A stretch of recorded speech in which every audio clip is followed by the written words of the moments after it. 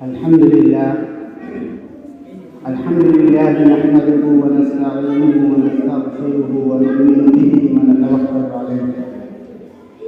ونعوذ بالله من شرور أنفسنا ومن سيئات أعمالنا من يهده الله فلا مضل له ومن يضلل فلا هادي له ونشهد أن لا إله إلا الله وحده لا شريك له ولا نظير له ولا مشير له ولا معين له ونشهد أن سيدنا وسندنا وحبيبنا ومولانا محمدا عبده ورسوله صلى الله عليه وعلى آله وصحبه أجمعين أما بعد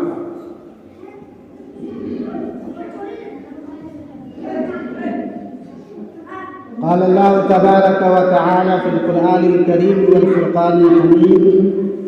أعوذ بالله من الشيطان الرجيم بسم الله الرحمن الرحيم واعلموا أنما أموالكم وأولادكم فتنة صدق الله مولانا العظيم وصدق رسوله النبي الكريم ونحن على ذلك لمن الشاهدين والشاكرين والحمد لله رب العالمين رب اشرح لي صدري ويسر لي امري واحلل عقدة من لساني يفقهوا قولي.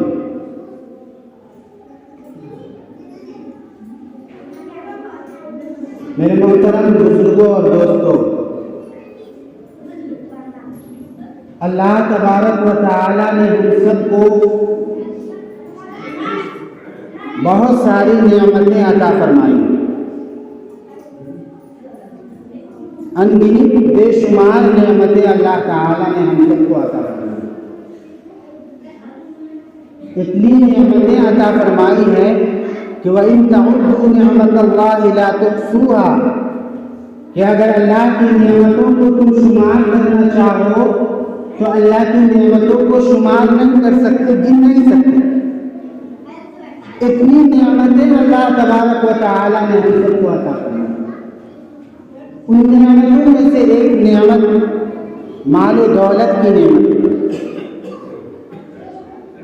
ان نعمتوں میں سے ایک نعمت مال و دولت کی نعمت. یہ مال و دولت کی نعمت جو ہے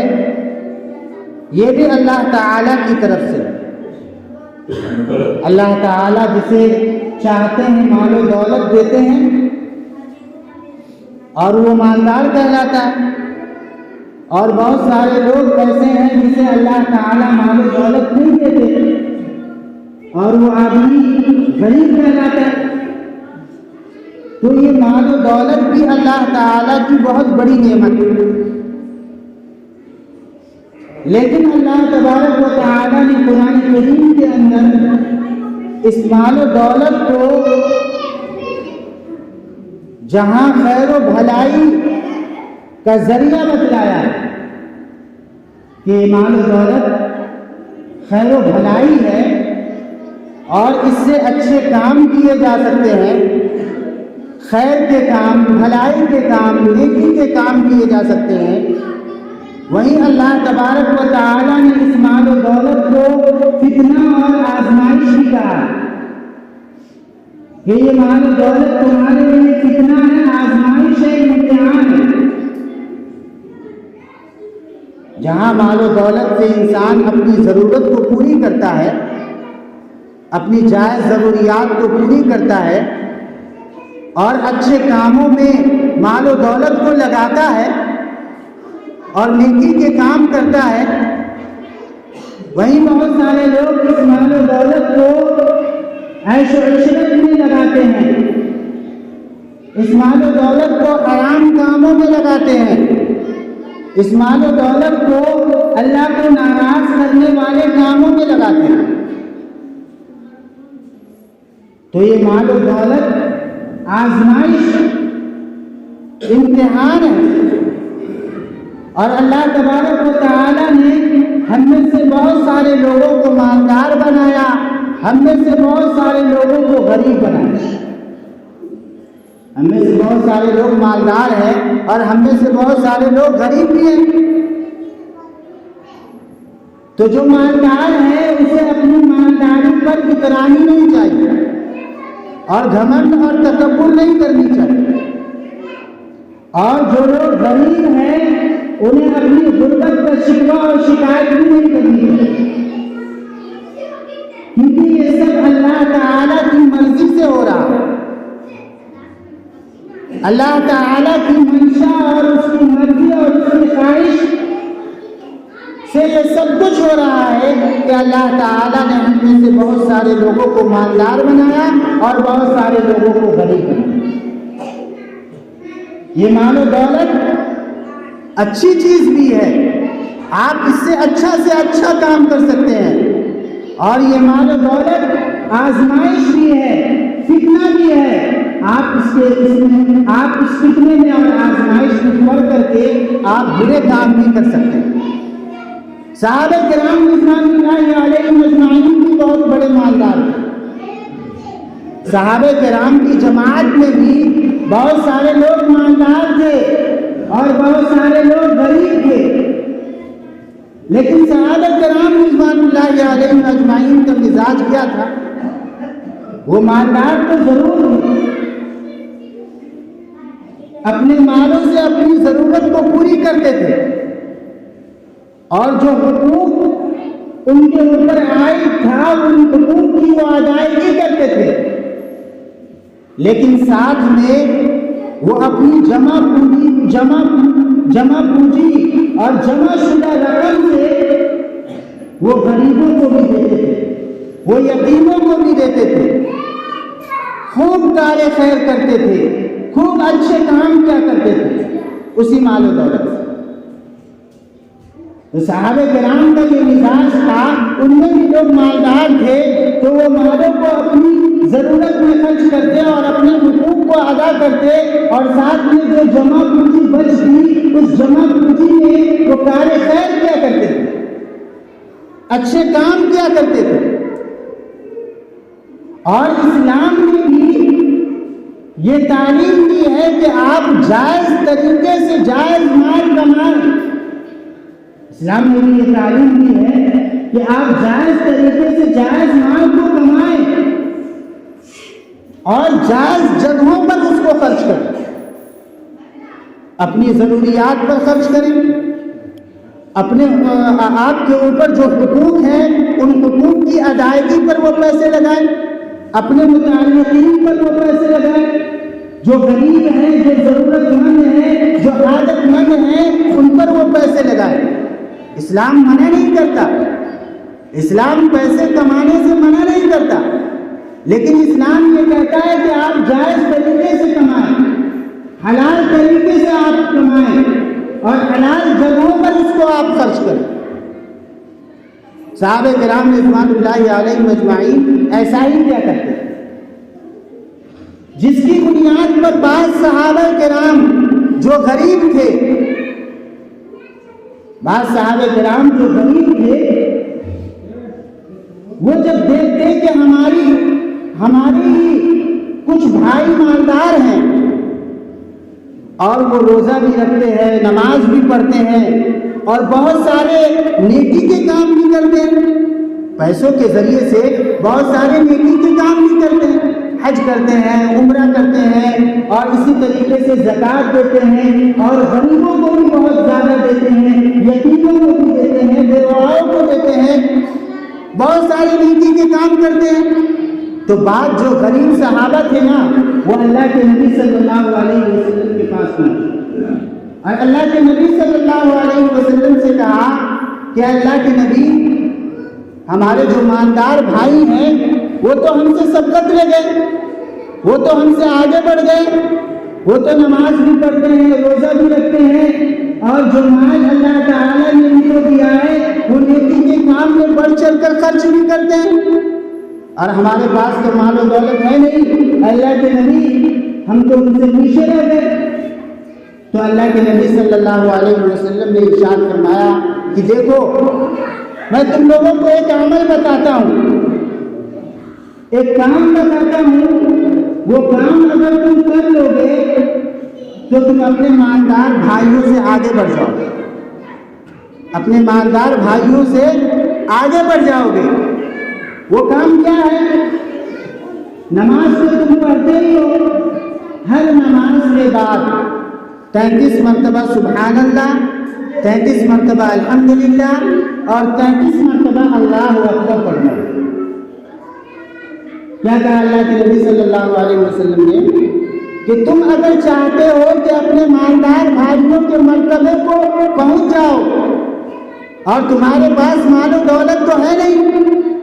اور تم ان کے مرتبے کو پہنچنا چاہتے ہو، ان کے مقام تک پہنچنا چاہتے ہو، تو ہر نماز کے بعد 33 مرتبہ سبحان اللہ، 33 مرتبہ الحمدللہ اور 33 مرتبہ اللہ اکبر کہہ لیا کرو، تو تم اس کے مقام تک پہنچ جاؤ گے، بلکہ اس سے آگے بھی نکل جاؤ گے،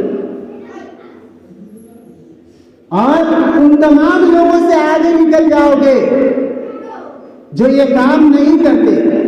الا یہ کہ جو لوگ بھی یہ کام کرتے ہیں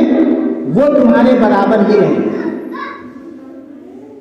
ہر نماز کے بعد، جن نمازوں کے بعد نوافل اور سنن ہیں، سنتیں ہیں، نوافل ہیں، ان نمازوں کے بعد تو سنن و نوافل سے، سنتوں اور نوافل سے فارغ ہونے کے بعد یہ عمل کرنا ہے۔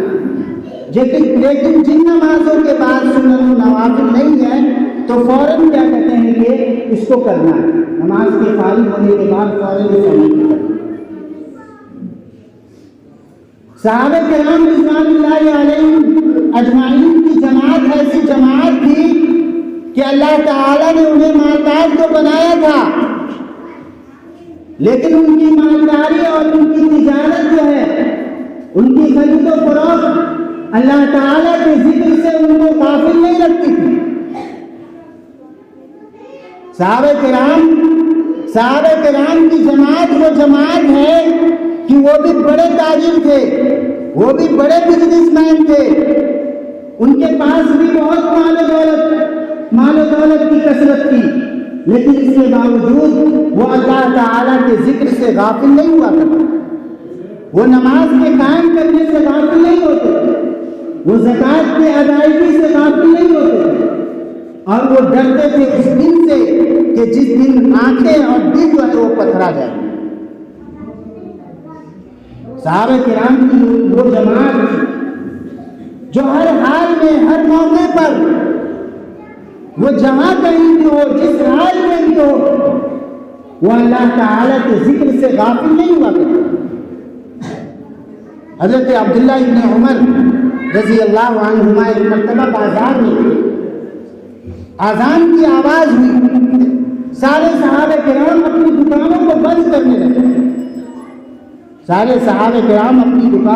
کرنے لگے، تو حضرت عبداللہ ابن عمر نے کہا کہ یہ آیت جو قرآن کریم کی ہے، لا تلہیہم تجارۃ ولا بیع عن ذکر اللہ، کہ اللہ کے کچھ بندے ایسے ہیں کہ جنہیں بیع اور تجارت، خرید و فروخت اللہ کے ذکر سے نہیں روکتے، نماز کے قائم کرنے سے نہیں روکتے، زکوٰۃ کی ادائیگی سے نہیں روکتے، اور وہ اللہ تعالیٰ سے ڈرتے ہیں، اس دن سے ڈرتے ہیں کہ جس دن آنکھیں اور دل جو ہے وہ پتھرا جائے۔ یہ صحابہ کرام رضوان اللہ علیہم اجمعین۔ اور آج ہمارا حال یہ ہے کہ اگر ہمارے پاس روپے پیسے آ جائے تو ہم اسی کے اندر غافل ہو جاتے ہیں، ہم اسی کے اندر لگ جاتے ہیں، اللہ تعالیٰ کو بھلا دیتے ہیں، ہماری پوری زندگی جو ہے اور ہمارا پورا وقت جو ہے وہ انہیں پیسوں کو بڑھانے میں اور انہیں پیسوں کو زیادہ کرنے میں لگا ہوا ہے۔ ہماری فکر اور یہ کوشش یہ رہتی ہے کہ کس طریقے سے وہ پیسہ جو ہے وہ ہمارا بڑھ جائے، ڈبل ہو جائے، زیادہ سے زیادہ ہو جائے۔ اس چکر میں ہم نماز بھی چھوڑتے ہیں اور ہم روزہ بھی چھوڑتے ہیں، ہم زکوٰۃ بھی نہیں دیتے، اور اسی طریقے سے ہم غریبوں اور یتیموں پر بھی خرچ نہیں کرتے۔ کل قیامت کے دن میدان محشر قائم ہوگا اور ایک منادی اعلان کرنے والا اعلان کرے گا کہ آج اہل محشر کو یہ پتہ چلے گا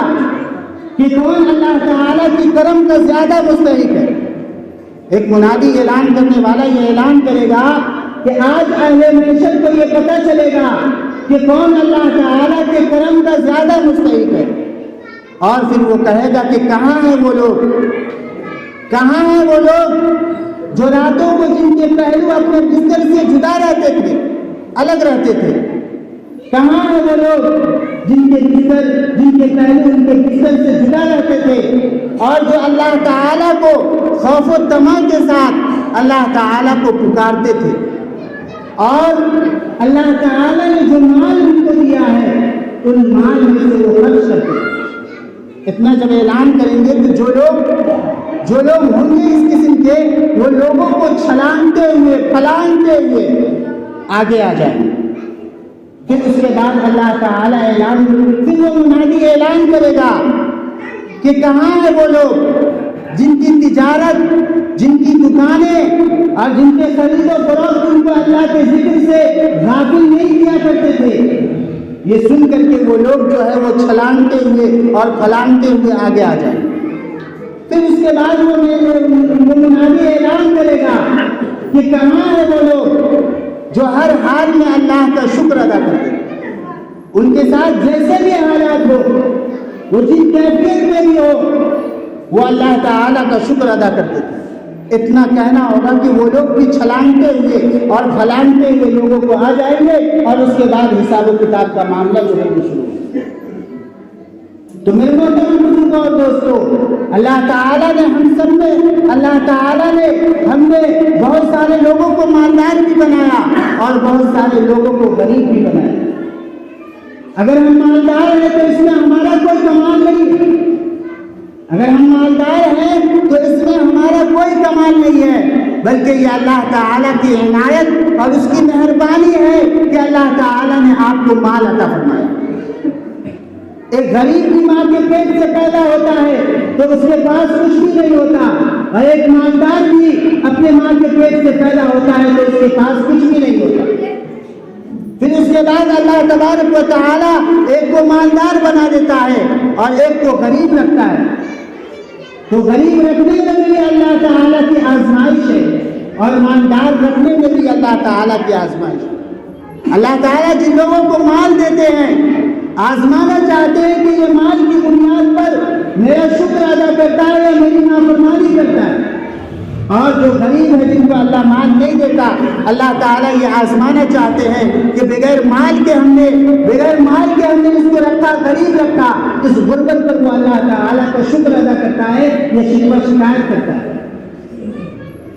سورہ کہف کے اندر 2 آدمی کا واقعہ مذکور ہے، 2 دوست کا واقعہ مذکور ہے۔ اس میں سے ایک دوست جو ہے وہ بہت مالدار تھا، بڑے باغات میں اس کے انگور کے باغات، اور چاروں طرف جو ہے وہ کھجور کے درخت لگے ہوئے تھے، اور ان سے کثرت سے پھل آتے تھے، اور ان پھل کی بنیاد پر وہ بہت مالدار ہو چکا تھا۔ اور اس کا ایک دوسرا دوست جو تھا وہ غریب تھا، تنگ دست تھا، اس کے پاس اتنے روپے پیسے نہیں تھے۔ وہ دوست اس کو سمجھاتا تھا کہ اے دوست، اللہ نے تجھے مال دیا ہے تو اللہ کا شکر ادا کر، لیکن وہ غرور اور تکبر میں مبتلا ہو گیا۔ وہ اپنے سے نیچے والے کو کچھ سمجھتا نہیں تھا۔ وہ دوست اس کا برابر اسے سمجھاتا رہا، لیکن اسے بات سمجھ میں نہیں آئی۔ ایک دن اللہ تعالیٰ کی طرف سے آسمان سے آگ اترا اور اس کے سارے باغات کو جلا دیا۔ میرے محترم بزرگوں اور دوستوں، کہنے کا حاصل یہ ہے کہ اللہ تعالیٰ نے اگر ہمیں مال دیا ہے تو ہم اس مال کا صحیح استعمال کریں اور اس کو صحیح جگہوں پر ہم اس کا استعمال کریں۔ مال دیا ہے یہ اللہ کی بہت بڑی مہربانی ہے اور اللہ تعالیٰ کی بہت بڑی نعمت ہے۔ اس نعمت کی آپ قدر کریں، اس کی قدردانی کریں، اور جو لوگ غریب ہیں ان کو بھی مایوس ہونے کی ضرورت نہیں ہے۔ اللہ تعالیٰ ان کو غریب رکھ کر کے ان کو آزما رہا ہے کہ تم ہر حال پہ اللہ تعالیٰ کے راضی ہو کہ نہیں ہو۔ اللہ تعالیٰ ہم سب کو کہنے سننے سے زیادہ عمل کی توفیق عنایت فرمائے۔ وآخر دعوانا ان الحمد للہ رب العالمین۔ جو لوگ سنت کا کرے وہ سنت سے پالے۔